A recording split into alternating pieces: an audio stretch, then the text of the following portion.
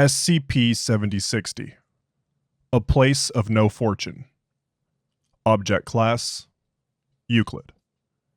Special Containment Procedures. An exclusion zone has been built around SCP-7060 to close it off to the public.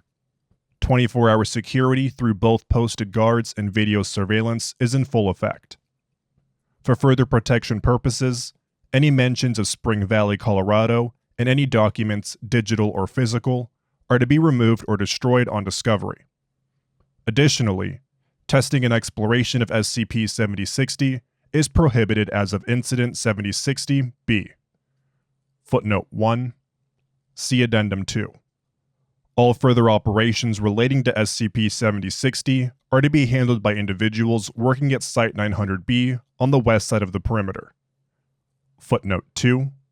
The defunct Site-900-A and Site-900-B are subunits of the larger Site-900 in Evergreen, Colorado. Description: SCP-7060 is the abandoned Foundation Site-900-A. Prior to that, it was the abandoned town of Spring Valley, Colorado.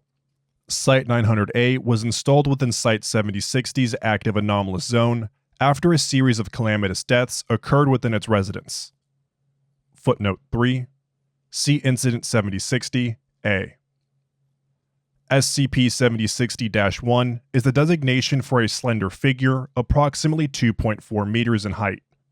Individuals who observe SCP-7060-1 within SCP-7060 expire within the span of 12 hours due to a calamitous event.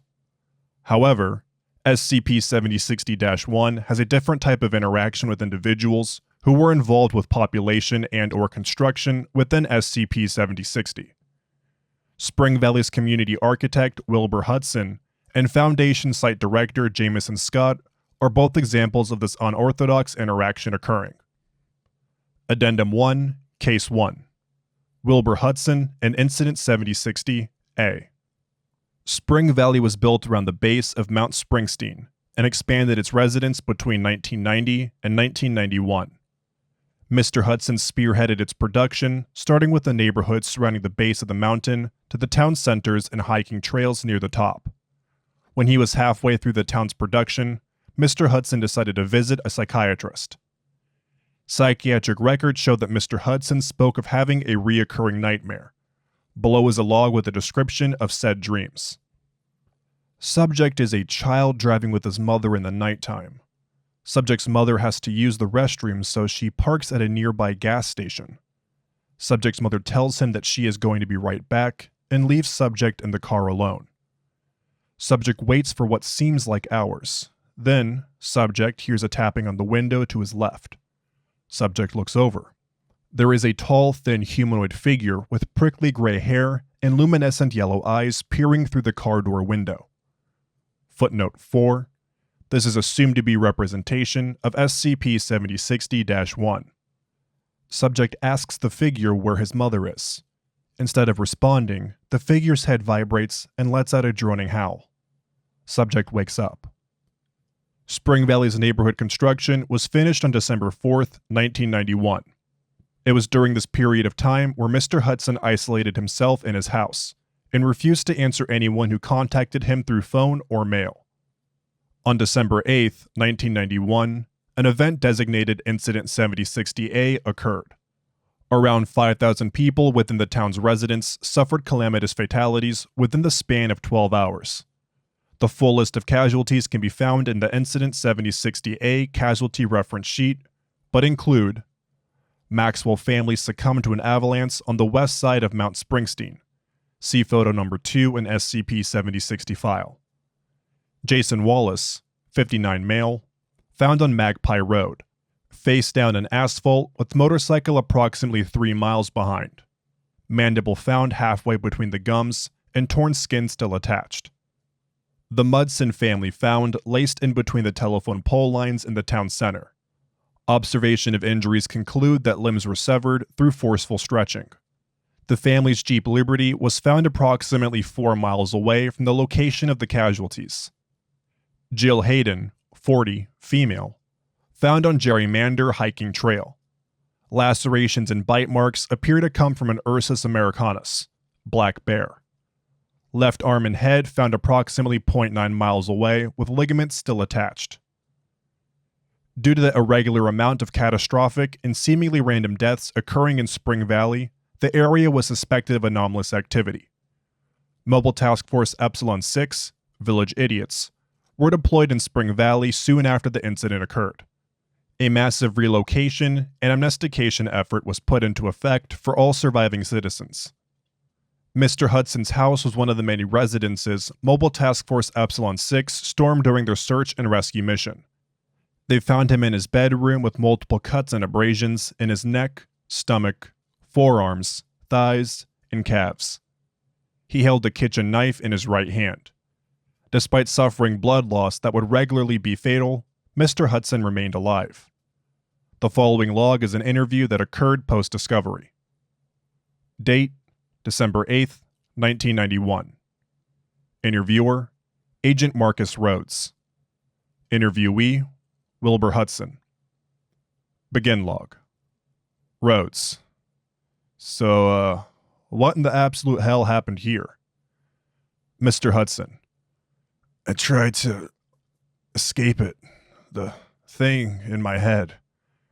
Thing in your head, huh? You responsible for all this? All the death down there in the valley? No, I didn't do anything. I swear.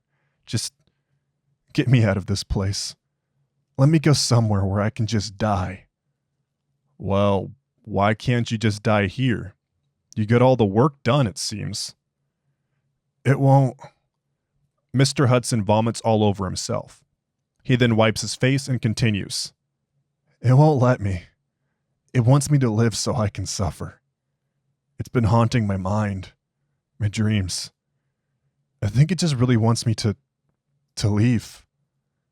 To leave? Well, why haven't you left?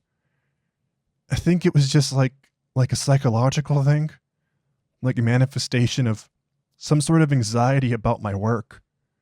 Turns out I should have just fucking listened to it. I saw it.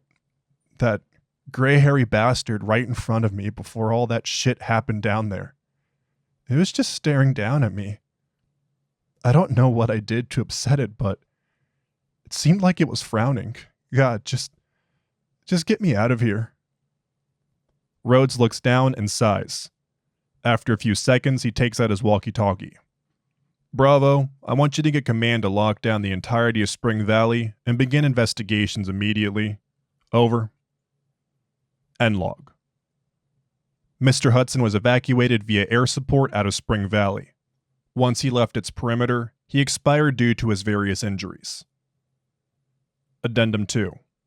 Jameson Scott and Incident 7060-B. After Spring Valley's mass evacuation and amnesticization, Site 900A was installed within SCP-7060's active anomalous zone. The site's construction was spearheaded by Site 900's director, Jameson Scott. Scott wrote the following document distributed to all posted personnel at the newly founded site. To all Site 900A personnel. As of June 10, 1992, construction of Site 900A has concluded. All personnel must report to the main floor common room on June 12th. It is crucial for all personnel to know the safety measures put in place to further prohibit SCP-7060's effects. Since SCP-7060 has been observed to be a probabilistic anomaly due to its seemingly random and circumstantial terminations, we are using this opportunity to test out a device Dr. Michael Baton has developed to deal with probabilistic anomalies, designated DICE, Dependence Isolating Contingency Engine, Thaumaturgic Ward. DICE makes it so a variable can no longer be dependent on a random integer within a designated area. This makes it so the variable of death is dependent on a non-random integer, so personnel don't expire due to seemingly random circumstances. This device, in theory, should force SCP-7060-1 to terminate its targets in a more projected and direct pattern other than probability. This will allow our containment forces to bait it and properly detain it. If one is to encounter SCP-7060-1, described in SCP-7060 document, required reading, while posted, They are to press the nearest siren activation lever and leave Site 900A within 12 hours after the initial encounter, which will send our containment team to the location promptly. Personnel who encounter SCP-7060-1 are to be relocated to a site designated by Site 900's head director. Personnel who read, understand, and follow the above protocols should be able to survive during the baiting stage. Compliance and knowledge is key for success. May we be blessed with good fortune. Director Jameson Scott. After this document was produced, Director Scott reported having a reoccurring nightmare, similar in fashion to Hudson from the above addendum. The dream involved SCP-7060-1 laughing in a monotone voice while lingering over his bed. Director Scott largely ignored these nightmares. When he was further questioned, he said that he won't let that bastard deter him from his work. On June 13, 1992, Incident 7060-B occurred at Site 900A. A log of events can be found below. Begin log. 6:25 p.m. Mountain Daylight Time. Security footage shows Dr. Baton working alone in his office on a dice thaumaturgic ward. As he is working, SCP-7060-1 fades into view from the open corridor leading into Dr. Baton's office. 6:27 p.m. Mountain Daylight Time. Dr. Baton finally notices SCP-7060-1. SCP-7060-1 immediately demanifests, and Dr. Baton presses the siren activation lever near his desk. As he runs out of his office down the corridor, the power to the building goes out, deactivating security cameras for approximately 5 minutes. 6:32 p.m. Mountain Daylight Time. Security system goes back online as power is restored in the site. Security cam footage in the office wing corridor shows Dr. Baton lying face first on the floor. His pelvis and legs have been dismembered from his torso by a piece of ceiling that fell from above. 6:49 p.m. Mountain Daylight Time. Armed containment team arrives in office corridor. They step over Dr. Baton's corpse into his office and search around. Around the time of their arrival, a rainstorm starts to loom over Site 900A. 6:50 p.m. Mountain Daylight Time. Power goes out for a second time within Site 900A, disabling security cameras. 7:01 p.m. Mountain Daylight Time. Entire containment team terminated from collapsed Populus Vermonti, Fremont cottonwood tree. 3 members were crushed by a section of its trunk, while the 7 other members were pierced and lacerated by various debris. 7:02 p.m. Mountain Daylight Time.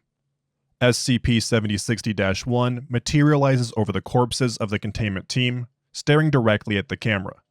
It cocks its head. 7:05 to 7:30 p.m. Mountain Daylight Time.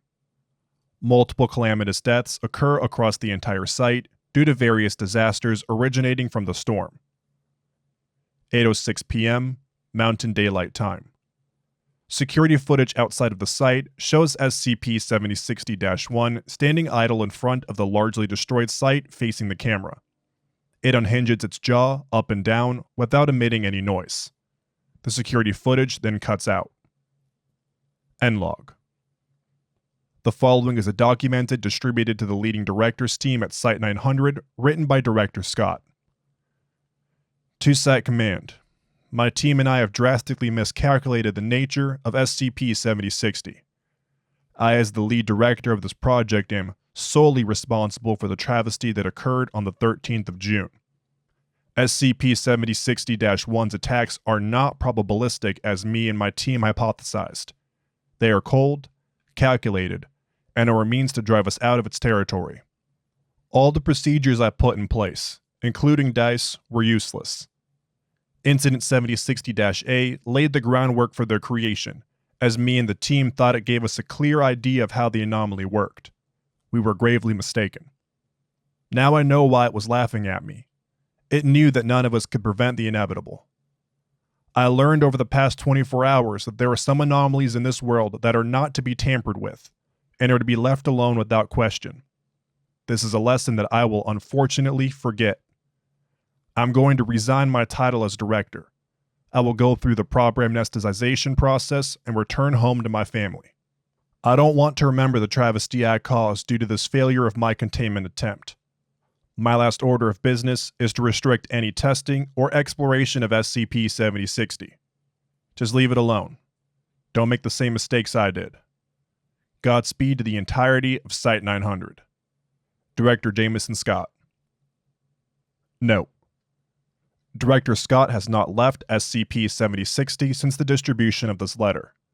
Security footage has shown him leaving the site's main building, but not leaving the premises. His whereabouts are as of now unknown. Thank you for listening to SCP-7060, A Place of No Fortune by Fluffy Dog 00. If you enjoyed this SCP, please like and subscribe, and follow the link in the description to the SCP Wiki and vote to support it and the SCP Wiki as a whole. I'd also like to give a special shout out to my members: Powerless, Last of the Four Horsemen, Stephanie Miller, Senescence, Crescent Wolf, and Bethany. If you'd also like to receive a shout out and get to watch a Saturday special, please follow the link in the description below. Thank you.